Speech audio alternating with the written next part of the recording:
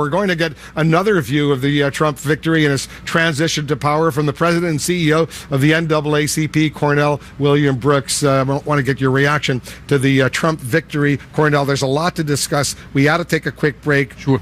We'll start our conversation right after this. Okay. We're following the breaking news. Take a look at this. These are live pictures of protesters blocking a bridge near Philadelphia's Amtrak train station, 30th Street Station over there in Philadelphia. This is the second day of protest, by the way, in Philadelphia. There's a smaller protest underway in Los Angeles right now, other protests in several other cities across the country. We'll update you on all of that. We're also following the breaking news on President-elect Trump's meeting with President Obama today over at the White House right behind me. We're back with the President and the CEO of the NAACP, Cornell William Brooks. Cornell, once again, thanks for joining us. Curious, what was your reaction to Donald Trump's win? I think, like a great many Americans, given all of the predictions, I was surprised and concerned, alarmed.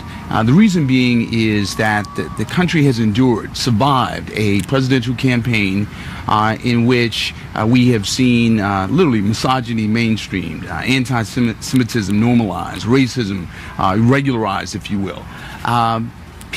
Folks in inner cities and rural communities pitted against one another. So it was surprising, very surprising. But that being said, we have to prepare for a peaceful transition from the days of George Washington to the election and re-election of the nation's first African-American president. We've enjoyed peaceful transitions. That being said, I would note this. The president-elect was elected without the popular vote, likely with suppressed votes. In the first presidential election in 50 years without the full protection of the Voting Rights Act. He is in a position now, if he's to be called our president, he has to understand that our president means that our implies that he's accountable to the whole of the country. Immigrant Americans, Muslim Americans, African Americans, Latinos, Asian Americans, Native Americans, and certainly the largest slice of the citizenry, namely women. And that suggests that he has to speak in ways that bring the country together. He says he wants to be the president of all Americans. He's been saying all the things he should be saying since he won, since he defeated Hillary Clinton. What was your reaction when you saw the exchange? He met with 90 minutes with President Obama in the Oval Office today, and they both were very complimentary, and they emerged, the president saying it was an excellent meeting.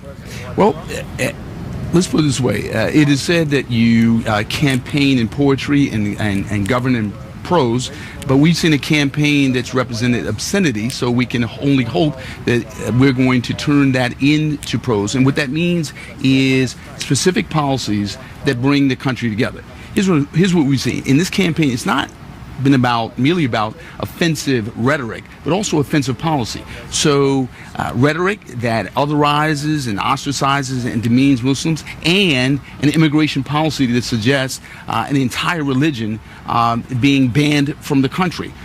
It's not just that he's spoken about the African American community as the African Americans, but he has also put forward a policy under a philosophy of law and order that has been held to be unconstitutional, namely stop and frisk. And so this represents not just a shift in rhetoric or a shift in the optics, i.e. meeting with the president, but a shift in policy.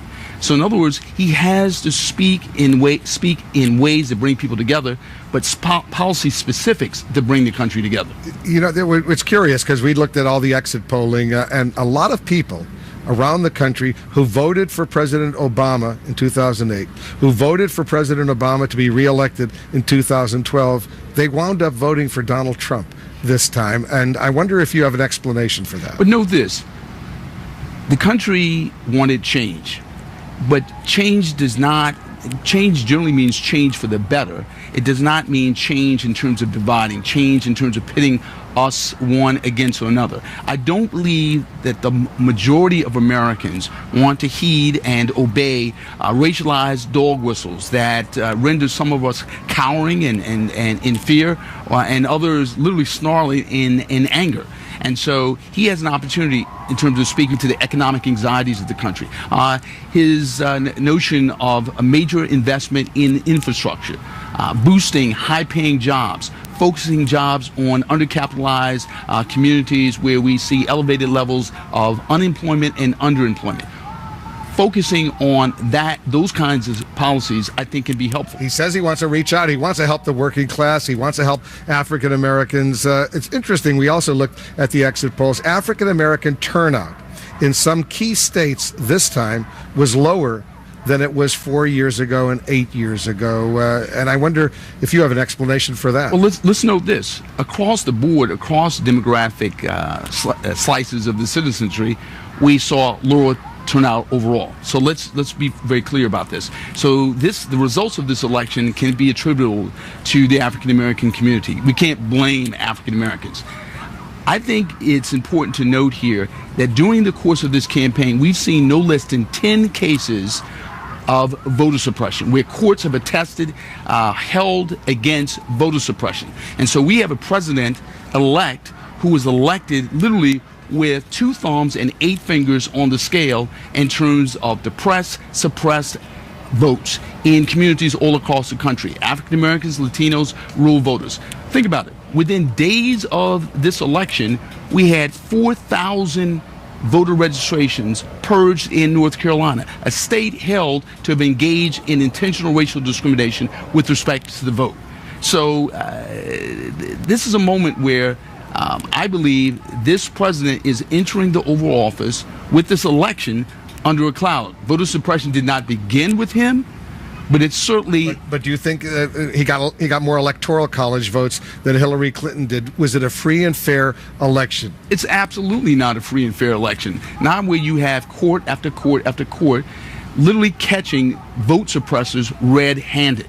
And so it wasn't a free and fair election. Donald J. Trump is our president. He is the president-elect. The election system that delivered him to the White House, however, is broken and needs to be fixed, and that means fixing the Voting Rights Act. So are you suggesting the system was rigged?